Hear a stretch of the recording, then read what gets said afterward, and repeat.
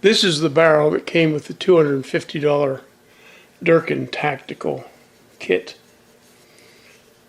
It's actually marked 223 Wild 1 and 8. Durkin included Anderson upper. Now it was not assembled. That is, the worthless forward assist was not installed, and the dust cover was not. There's lots of YouTube videos showing how to install them. I'm going to hold the upper in this block.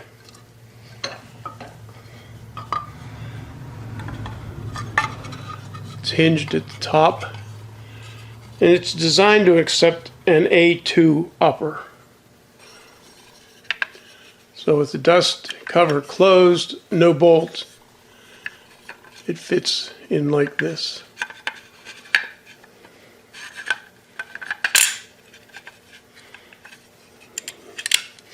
And then it clamshells shut. But first you install this second half. This is just to replace the bolt. And inserting it will cause the dust cover to open,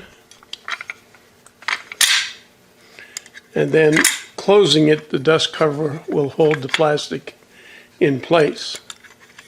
Then the clamshell is closed,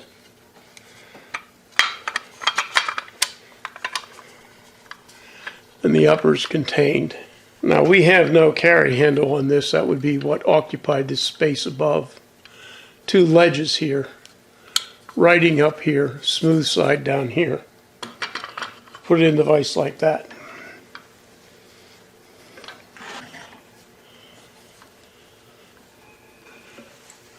And we can tighten it.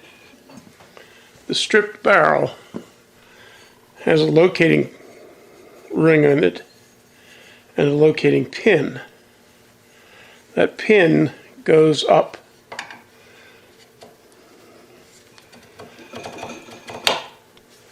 the receiver is slotted to accept the locating pin. All is well. Now, I don't really like this upper. I'm going to put it on because it came with the kit. I do, however, like the nut. I'll show you why when I do the second barrel. The nut unscrews from the tube, and it has a locking ring on it. That locking ring only locks the tube. Has nothing to do with locking the barrel. The nut slides over the barrel and threads on like this. Now the barrel's already located vertically. It's got a ring on it, and so all I'm doing is clamping it.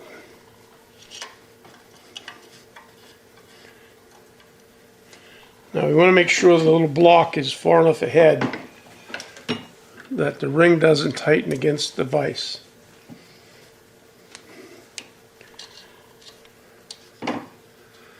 Now, there's a hole drilled right here for the gas block. And there'll be a stainless steel tube going into the receiver. There's a series of holes in the front of this block. The gas tube will have to go through one of them.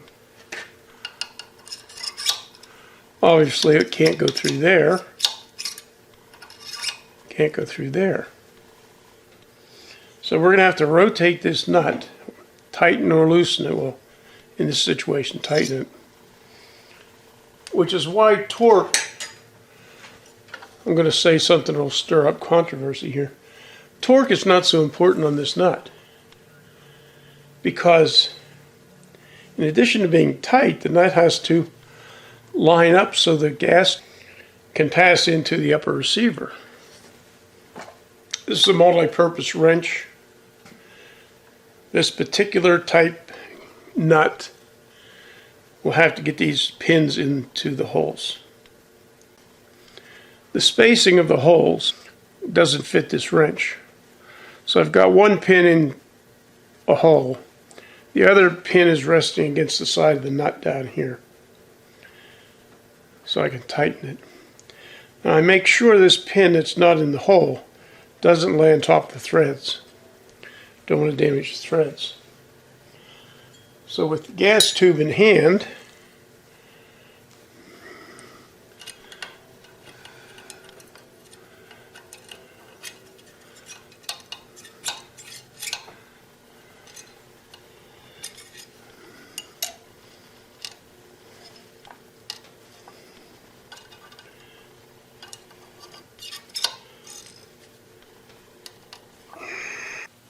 so once you've tightened and loosened this nut, it's still too tight for me to turn by hand, but the key is getting it positioned so that the gas tube can go in. Now with these really long holes, you have to be very, very close. We'll see it with another style of mounting if I get a chance. This distance is just a piece of sheet metal. So it's tight, but alignment's more important than anything. So we'll go ahead and install the gas tube into the gas block. Now the gas tube is offset. And at one end, of course, at one end there's just a hole. This engages in the slit fit that directs the gas to the gas piston. Yes, there is a gas piston in an AR-15. On this end, we have one hole, a big hole. Doesn't go the whole way through. And then we have a through hole, and the end is sealed. I'll show you that. This end of the tube is solid by virtue of these two crimp rings. So the gas which enters here can't go this way, and it can't go through the pin. It has to go back this way, out the other end, be directed into the gas piston. Now this Brownell's block is not designed for holding a gas block, but it's better than just using the tabletop.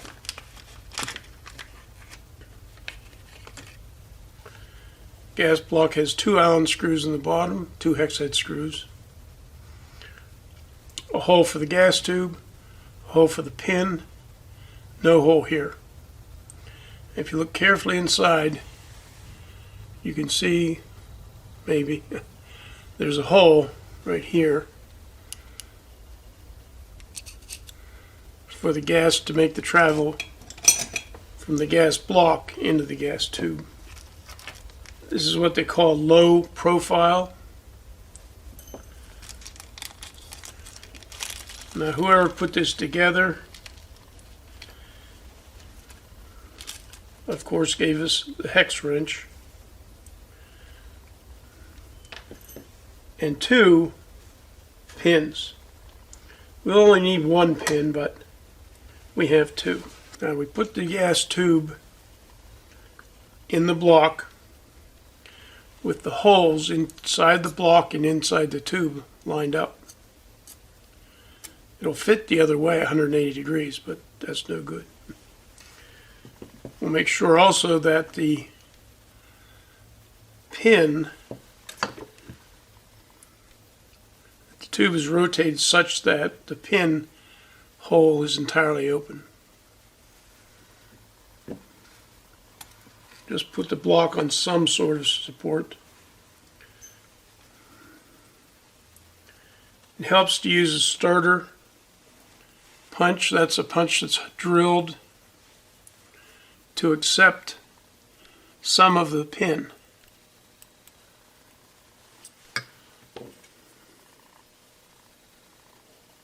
So the pin is started and the starter punch has bottomed out or very close to it.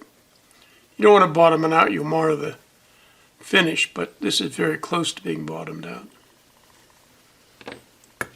Then you can use your preference of a roll pin starter to finish it off. These are a little bit dangerous because if you use too big of one of these, it'll flare out the end of the pin. Or just a plain, good old-fashioned start punch. Just drive it into its flush.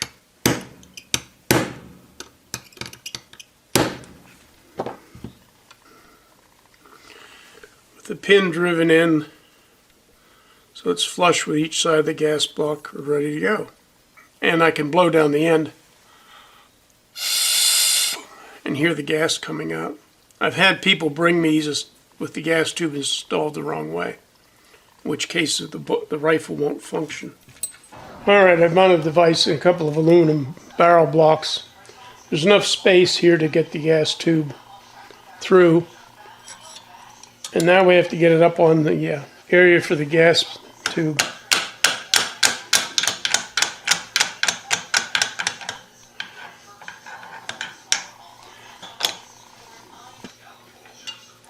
The underside of this barrel is dimpled, and this set screw should tighten into the dimple.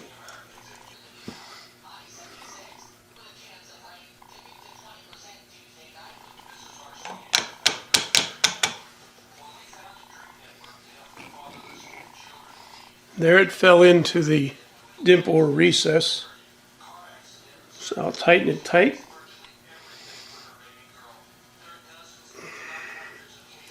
I get in the front one.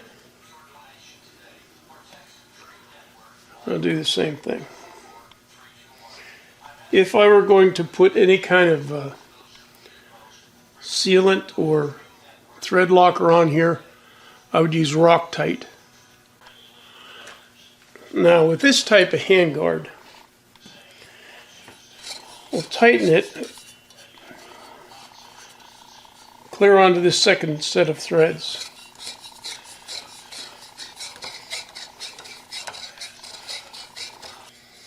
We'll run the lock nut down until it practically is at the end of the barrel threads. So with the lock nut down this far, continue to tighten the handguard.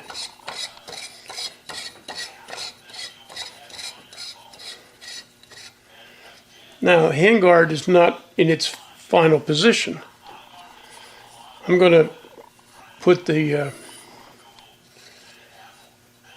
locking slots for accessories on both sides and the bottom. I'm going to make the top smooth. I don't intend to put sights here, but I do intend to put a sling swivel at the bottom. So I'll get these things approximately right. Then I'll move the lock nut up against the end and then tighten it. I'm going to use a hook wrench. I have to move the whole thing forward a little bit while holding this in the position I want it. With the hook wrench, I'll tighten this.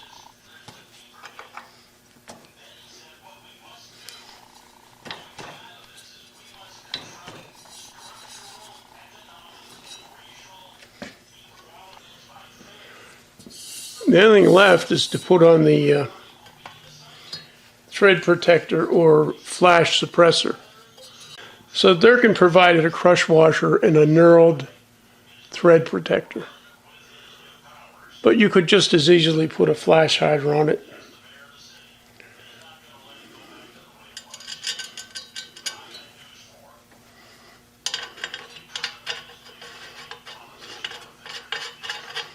So I'll tighten this with soft jaw pliers. So here's a set of soft jaw pliers, a pair of vice grips with a shop rag,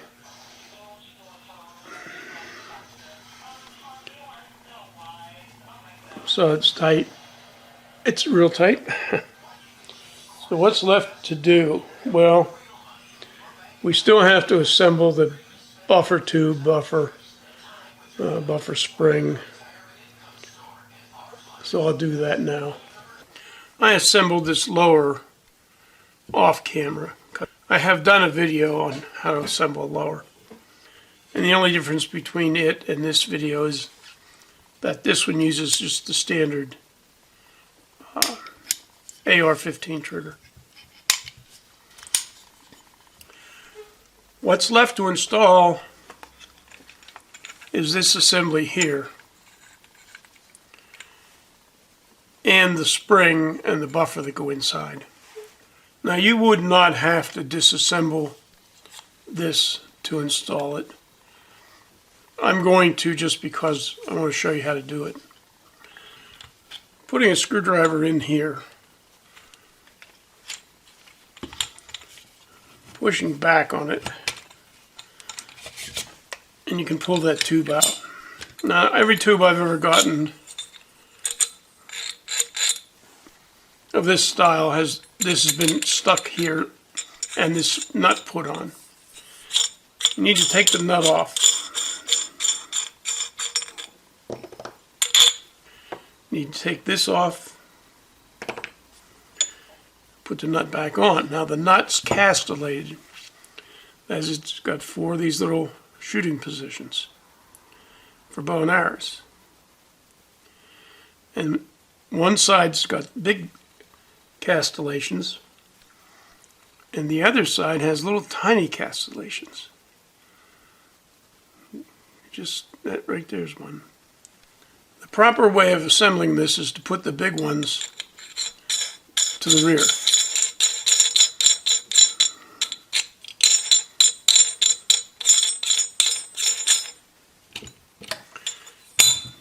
This has a hole in it, big hole. It's got a little tab on it, and it's got a depression with the bump over here, depression over here. It's installed with the bump towards the front of the rifle. Okay? When you've got it in this configuration here, you can just screw it on. But the buffer spring and buffer are going to be put in here in a little bit. What keeps the buffer from coming out?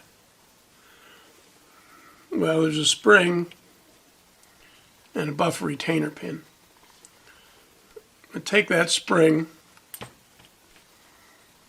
and put it in some grease. Put it in the hole. Put the buffer spring on top of it.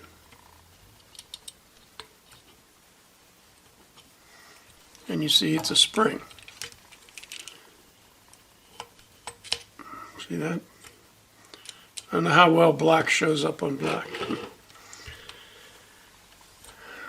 In this position, sprung out like it is, I can't screw this in any further. It gets trapped by the pin.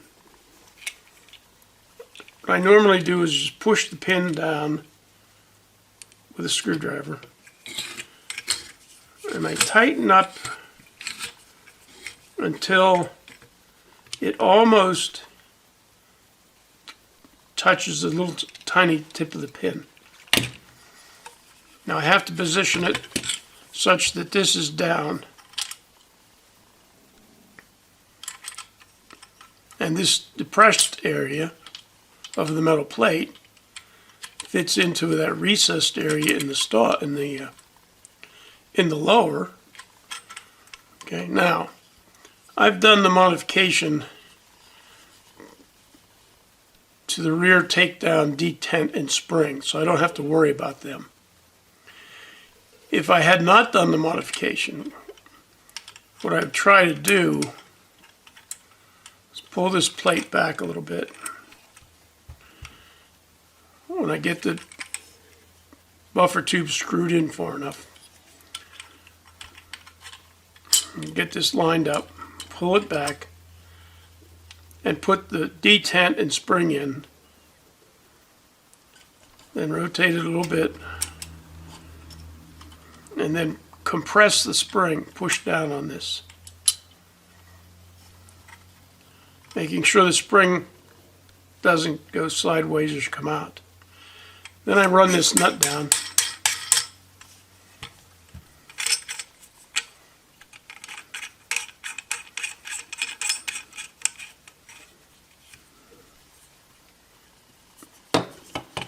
Now I need to tighten this, and that universal tool I use to put the barrel on will also tighten this.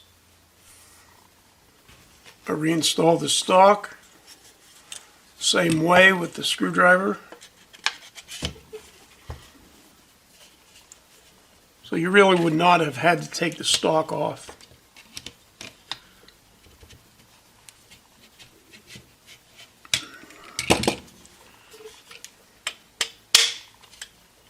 There we go. The last thing we need to do is the buffer and buffer spring.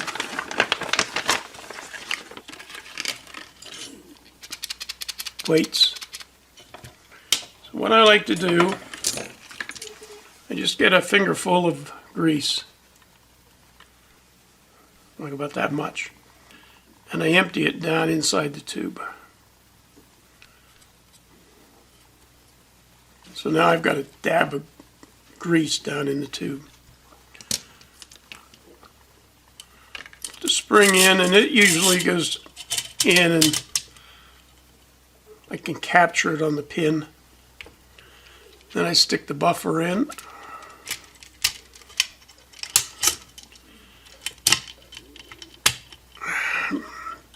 Now it's captured by the pin.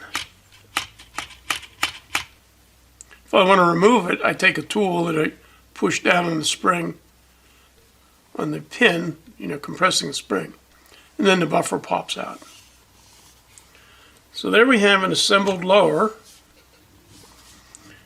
Back at the workbench, I have an assembled upper. I hope I have a bolt. The kit came with a bolt that I lubed up last night. So there's the $150, $160 Durkin Tactical kit. The only thing that I added to it was a lower receiver. You can buy them for, well, you could until the virus happened, for $40 or $45. Now it'd be easy enough to take this thread protector off and put a $10 or $5 muzzle brake on, flash hider. So I need to add a sling swivel here. There is one back there, and then I'll need a magazine. I suppose next I'll finish an upper for the match rifle and put a barrel on it.